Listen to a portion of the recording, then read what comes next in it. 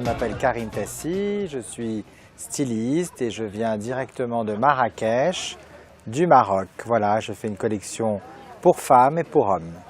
Je pense que ça a été en fait un parcours depuis ma jeune enfance où j'ai développé quelque chose, on va dire, d'artistique technique. Alors au début c'était un peu la pâtisserie, donc tout le temps en cuisine. Ensuite c'était un peu la biologie, donc avec les microscopes, les études d'animaux. Après ça a été la déco, donc dans la chambre, à peindre les murs, découper, etc.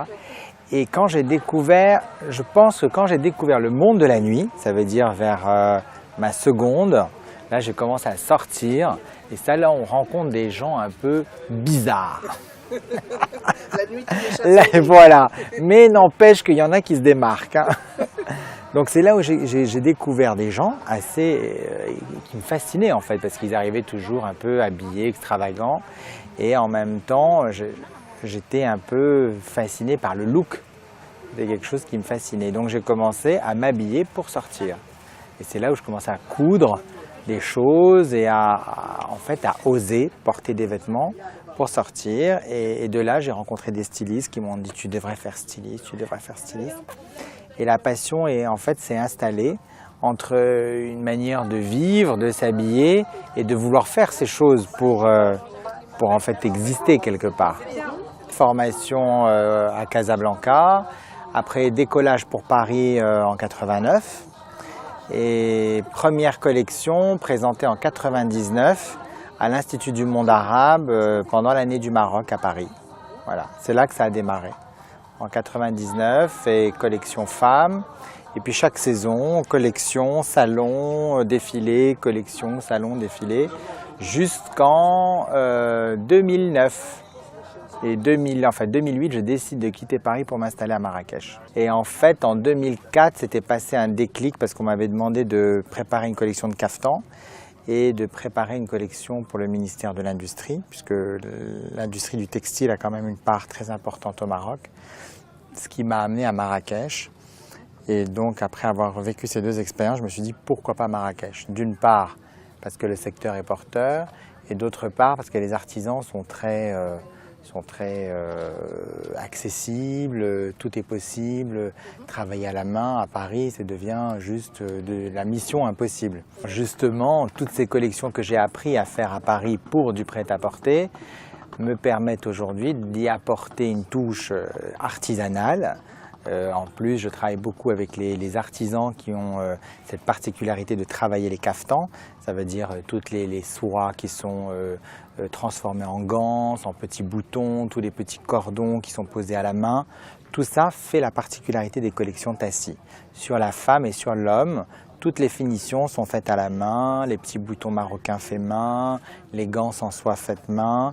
Et c'est ce qui donne aujourd'hui la touch dans la collection hommes et femmes. Et je pense qu'ici ou ailleurs, c'est-à-dire en dehors de l'Afrique, on a tous quelque part une mémoire qui grave des choses. Donc ça peut être un sentiment, ça peut être une couleur, ça peut être une odeur, ça peut être un son.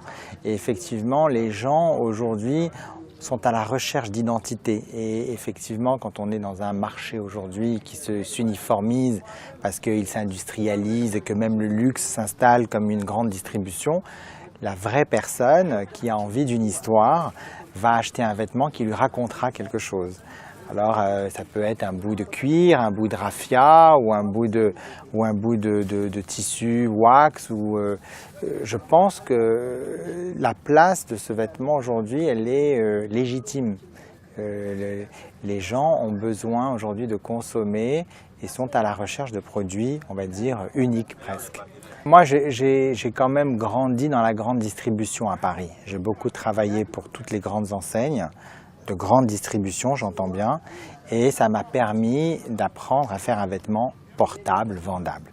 Maintenant, je pense qu'entre ce qui se passe aujourd'hui, la grande distribution et le luxe, il nous manque un middle class, ça veut dire une moyenne gamme où les gens peuvent se retrouver dans quelque chose, qu'ils soient ou soit dans un discours éthique ou un discours respectant l'environnement ou ayant un discours culturel, parce que voilà, l'Afrique est porteur d'un message, comme peut l'être l'Amérique latine ou l'Asie. Et j'estime qu'on a le devoir, quand on porte en soi ces messages, de les transmettre. Alors à travers un vêtement, comme à travers une musique ou un plat. Je crois qu'aujourd'hui, le monde est en train de se globaliser et justement, devant cette globalisation, on a besoin d'identité.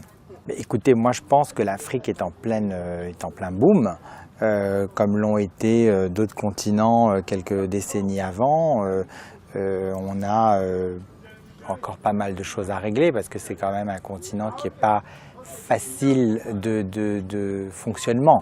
On a un climat qui est très aride, très chaud, mais on a une très belle culture du nord au sud et de l'est à l'ouest.